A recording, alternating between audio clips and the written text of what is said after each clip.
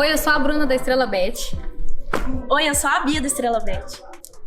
Oi, eu sou a Aline da Estrela Bet. Nós estamos te dando R$5 para você fazer o seu cadastro agora. Agora a bola tá com você, hein? Mas peraí, para você conseguir o seu bônus, você tem que clicar no link da descrição e fazer o seu cadastro. Vou colocar na tela aqui, Fábio, para a gente começar. Vamos lá.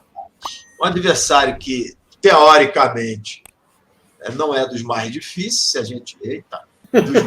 se a gente olhar para a tabela, onde é que estava baixando, para achar aqui o Brusque em 14º, né? 35 pontos, 10 vitórias, 8 empates, que é empate, deve ser, né? 12 derrotas, 31 gols pró, 40 gols contra.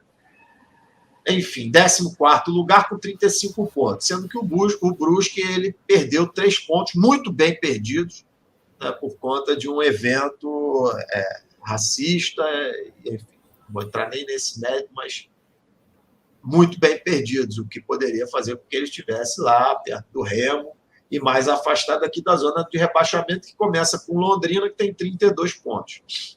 Então, o Brusque hoje está a 3 pontos da zona do rebaixamento. Londrina já jogou hoje com o Goiás, né? Então, ainda é aquele time que tem motivação dentro do campeonato, que é exatamente se afastar da zona de rebaixamento. Uma outra questão que me salta aos olhos é a quantidade de gols que o Brusque faz. Apesar de tomar muitos gols, o Brusque ele faz bastante gols, né? Se você pegar a média do campeonato aqui, ele deve estar acima da média, e inclusive ele tem o artilheiro, o Edu, com 16 gols. Esse cara, a bolinha, você está vendo o jogo de outro time, a bolinha clica lá, é gol do Brusque, é esse cara fazendo gol, né? Além dele, tem um outro, não sei que é alagoano, vou até pegar aqui a escalação, provável escalação, provável escalação aqui do Brusque: Juan Carneiro, Totti, Everton Alemão, Claudinho e Ayrton, Rodolfo Castro, Evandro e John Clay, Thiago Alagoano, Garcês e Edu. São esses 2 jogadores que aqui tem 3, mas o Thiago Alagoano e o Edu, que o Botafogo ele precisa estar bastante atento. Então, assim, é uma partida, deixa eu tirar aqui da tela, é uma partida que parece tranquila, mas que só será tranquila se o Botafogo assim a fizer, né, Fábio? Assim, entender o comprometimento e a importância do jogo. Exatamente. A marcação importante, uma atenção importante tem que ser dada a esses jogadores. O Edu ele não só faz muitos gols, alguns desses gols que ele fez foram de pênalti, que ele sofre muitos pênaltis, ele sabe se movimentar bem na área para ganhar espaço, para estar à frente de zaga, para disputar jogadas de impacto, em que ele é mais veloz, tem corpo e é veloz. Então, é um jogador a se tomar conta. Agora, no âmbito, né, olhando assim o espectro total da brincadeira, o Botafogo ele tem tudo para conquistar os 3 pontos, não é não, Fabião? Tem, e assim, como você bem disse, né, a gente sem querer ser repetitivo, a gente tem que se impor, mas saber respeitar no bom sentido. Respeitar no bom sentido o adversário é estar atento agora, ser consciente da sua força e saber que você tem que, como dizem os professores, né, propor o jogo. Então, até lembrando um pouquinho que a gente chegou a comentar um pouquinho isso ontem, né, André, no BNA, o que eu espero é um time do Botafogo com características mais ofensivas de propor o jogo. Então, assim, já que a gente leu aí nas divulgações das mídias que nós não temos problema de contusão, evidente que aí vai o estado atlético de cada um, né? Como é que é essa volta. O que eu imaginaria que seria melhor é que a gente ficasse nas laterais com Daniel Borges e o Carlinhos, né?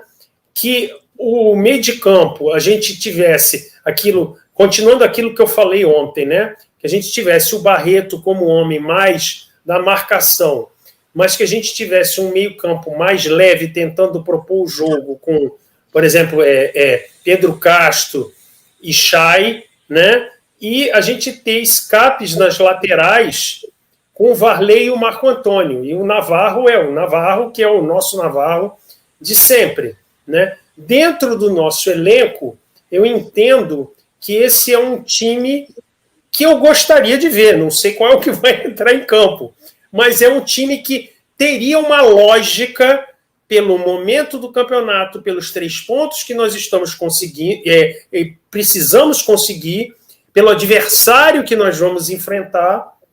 E então eu esperaria que a gente entrasse em campo assim. Vamos ver se vai ser alguma coisa parecida com isso, entendeu? Eu vou te mostrar já aqui para a gente debater a aprovada escalação que também saiu no GE. Mas, interessante aqui, a dona Mima está falando, o Botafogo já deveria estar observando de perto o Edu para o lugar do Navarro. É uma boa opção, realmente, dona Mima. Eu vi alguns jogos do Brusque, ele é um cara com bastante movimentação, ele é um estilo muito parecido, inclusive, com o Navarro. Vamos, então, aqui, Fábio, jogar aqui para a tela o provável Botafogo, que até é foda também, porque sai assim, provável escalação do Botafogo. Eu vou mostrar para você. Vamos lá. Provável escalação. Aí tem um monte de parênteses. Porra, é provável de ter parênteses, não é provável. Isso aí qualquer um chuta qualquer coisa e pronto. Isso. Mas vamos lá. Diego Loureiro, lamentavelmente. Daniel Borges ou Jonathan Lemos. Não mudou nada, né? A gente tem sido essa a curiosidade do torcedor em saber quem realmente vai jogar. Eu prefiro o Daniel Borges, depois eu vou passar para ti, mas acredito até pelo que você já falou ontem também, você concorda comigo. Carly Canu e pelo menos aqui já garante ali, já crava o Carlinhos. Isso, um cara limitado, mas que entrega o que promete. Gosto dele. Exatamente. E que é um consenso nosso que tá melhor, que é melhor para o momento a escalação dele por ali. Sim. Barretão da massa, por incrível que pareça, eu também hoje sou Barreto e mais 10. Isso aí. Pode tirar o Barreto, enfim, mudei completamente de opinião, o que também não é problema de forma alguma, como diria Raul Seixas, prefiro ser a metamorfose ambulante. Pedro Castro, Oyama, ou seja, não sei, né? Aí vem aquela questão, né, Fábio? Quando o jogo é muito físico e quando o adversário, a gente joga na casa do adversário, o adversário vai propor o jogo, a gente tem percebido que o Anderson Moreira ele prefere o Pedro Castro, exatamente pela maior estatura, pela participação dele na marcação, mais até fixamente do que o Oyama, que o Oyama sai muito para o jogo. Eu gosto que o Gui, que é a nova geração aqui da Rádio Botafogo, lá do Tática Alvinegra, ele falou uma coisa, eu nunca mais esqueci, ele tem completamente razão. Ele tem a diferença entre os dois, principalmente na questão do bote. O Oyama, ele dá muito bote, ele tenta muito roubar a bola para sair já com ela. O Pedro Castro, ele já protege mais. Então, um jogo em casa, em que a proposta do jogo ela provavelmente vai ser nossa, e que o empate para o Brusque já é algo espetacular frente a dificuldade da partida que eles vão encarar. O Botafogo com a possibilidade, né, de se manter vice-líder ou até beliscar uma liderança. E eles também já se distanciando ali do rebaixamento, eu acho que, me parece que ele vai colocar, ele nessa tendência, ele colocaria o Oyama. Mas, sinceramente, um ou outro ali, para mim, tá legal, tá bacana. Chay e Varley. Aí é que vem meu questionamento. Diego Gonçalves, entre aspas, Marco Antônio. Se não há nenhuma preocupação no aspecto físico ou da saúde dos atletas, o Marco Antônio é titular absoluto. Amigo. Concordo plenamente. Pode até colocar o Diego Gonçalves, entre parênteses, junto com o Varley. Mas Diego Gonçalves ou Marco Antônio e Varley de titular, eu não consigo entender isso. Eu já começo a olhar aqui e me preocupar. Claro que isso é uma hipótese de escalação, a gente vai esperar para a hora ali. Isso. Mas eu não faria isso. Marco Antônio, tanto numa ala quanto na outra, ele, para mim, é titular absoluto. E aí vou passar. E o Rafael Navarro, óbvio. Eu vou passar para você, Fábio, mas a minha escalação seria, tá? A minha. Douglas Borges, que não será. Daniel Borges, Carly, Canu e Carlinhos, Barreto, Oyama e Chay, Diego Gonçalves, por pior que esteja, Marco Antônio e Navarro. Varley, para mim, é muito fraco. Varley, ele é útil, vindo do banco. Varley de titular, talvez uma ou duas partidas na competição inteira, ele se mostrou útil. Eu acho que... não tem cabimento essa discussão de Diego Gonçalves ou Marco Antônio, a não ser que haja alguma questão física. Fala tu, Fábio. Está muito próximo daquilo que eu falei antes de você mostrar. Eu diria que eu concordo com você, né? A única mudança aí é muito sutil. Eu quero crer que o Oyama ele não rende um jogo inteiro de maneira um pouco mais linear. Então eu acho que mesmo o Botafogo propondo o jogo, ele poderia ter um pouco mais de força na ocupação de espaço de meio de campo no começo do jogo. Então eu entraria com Pedro Castro, mas provavelmente o Oyama, no começo do segundo tempo, eu colocaria. Evidente que isso depende do desenrolar do jogo.